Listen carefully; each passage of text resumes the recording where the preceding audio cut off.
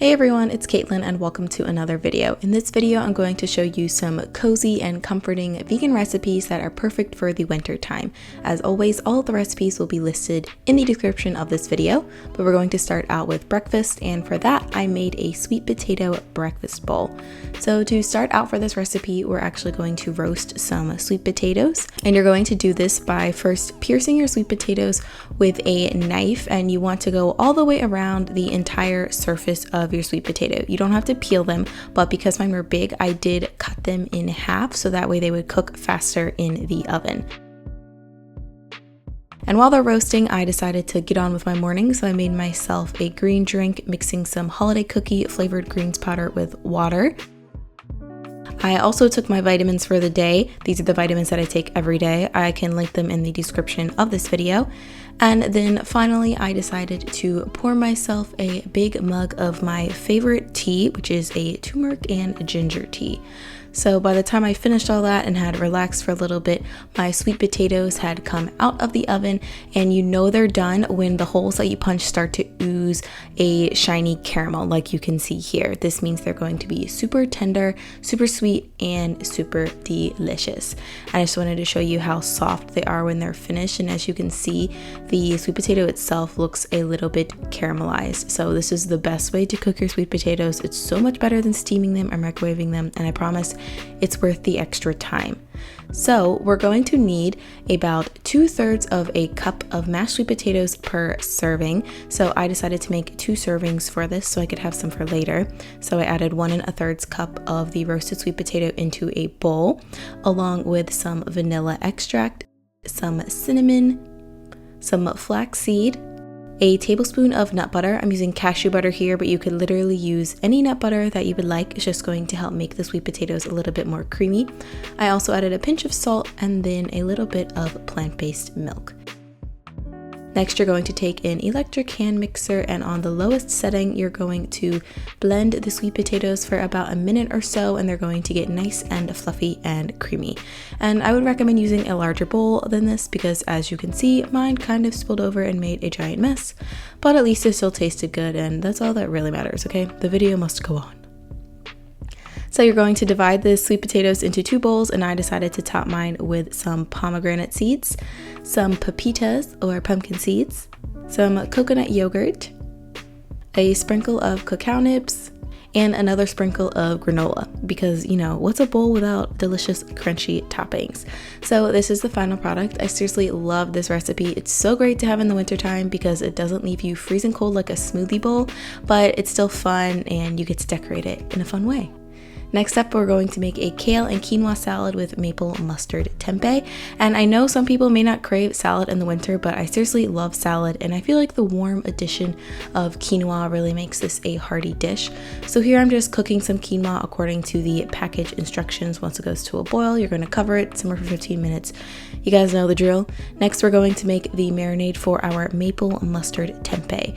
And we're going to start out with some veggie broth and add in some tamari, some maple syrup, Dijon mustard, and finally a little bit of smoked paprika. Then you're just going to whisk this, and this is another common theme. My bowl was too small, so I couldn't fully whisk it, but you get the gist. And next we're going to saute our tempeh. So here I cut up 1 block of tempeh into strips that are about 1/3 of an inch to 1/2 inch, and then I just spread them over a large pan with a splash of water so that each tempeh strip is covering the pan. Once the water in the pan starts to steam, we're going to pour the marinade on it, and this part is so simple.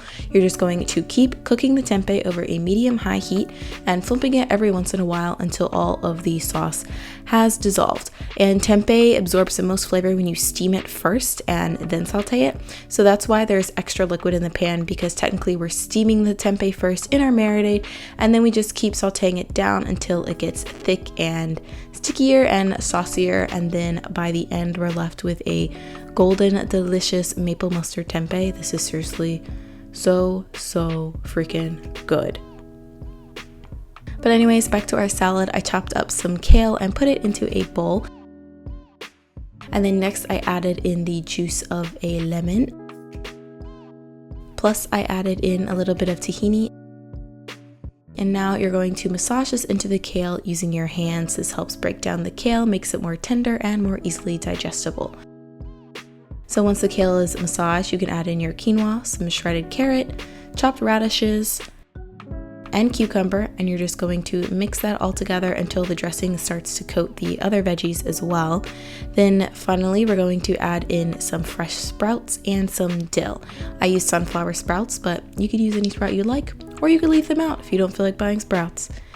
Then you're just going to put that onto a plate or a large bowl and top it with your maple mustard tempeh. And that's it for this recipe. Like I said, I crave salads year round, but I'm pretty sure even if you didn't crave a salad in the wintertime, this looks pretty appetizing, does it not? And then in the afternoon, I decided to have a glass of kombucha as a sort of snack. And I didn't really feel like putting that much effort into my dinner, so I made what I'm calling lazy kabocha pasta. So this is a kabocha squash. It is my all-time favorite squash. It's super creamy, subtly sweet, and I don't know, just all around delicious. I get mine in my grocery store. You can also find it in Asian markets, but please do not cut the skin off the squash. That's like one of the best parts. That's like sacrilege, okay? Anyways, I chopped up about 1/4 of the kabocha squash and I decided to cook it in my air fryer. And in the meantime, I also put some pasta on, and I'm using this spaghetti that is made from chickpeas, but you could use a serving of any pasta that you would like. And here comes the uber lazy part. I didn't feel like making a pasta sauce, so I just decided to use hummus. So I got this spinach and artichoke hummus. It's local to Miami. Got it at my grocery store, and I decided that would be my sauce. So I added in a tablespoon of nutritional yeast, and I just thinned it out with some water. And then I just mixed it together until it formed a sauce-like consistency. I used hummus as salad dressing, pasta sauce, you know, the list is endless. So this is my kabocha squash, looking nice and crispy from my air fryer, and it only took like 15 minutes to cook. And then now we're just going to assemble. So we're going to add our rinsed pasta with the roasted kabocha squash. I also added some olives. If you're an olive hater, you can leave the olives out, but I like olives. I think they're great. I don't exclude olives from my life, so I added in olives. Then you're just going to add in the hummus pasta sauce thing and just mix it all together until everything is well distributed. Then you can transfer it to a bowl. Once again, my bowl was kind of small, it kind of overflowed, but it was still delicious. And in a last minute decision, I decided to top my bowl with some toasted pine nuts for an extra crunch, and I do not regret that decision. So if you guys try out this secret hummus sauce recipe, you should let me know in the comments below, because it may sound strange, but I promise it's actually really, really delicious. So that is everything that I ate in the day for the most part, but I did get a little bit hungry later in the evening and thirsty, I guess. So I made myself a cup of mint tea, and I also snacked on a pink lady apple, which is my favorite variety of apple. So that is it for this video. I hope you guys enjoyed it. I hope you have a wonderful rest of your day, and I will see you in the next video, if you so choose to watch my next video and perhaps subscribe to my channel.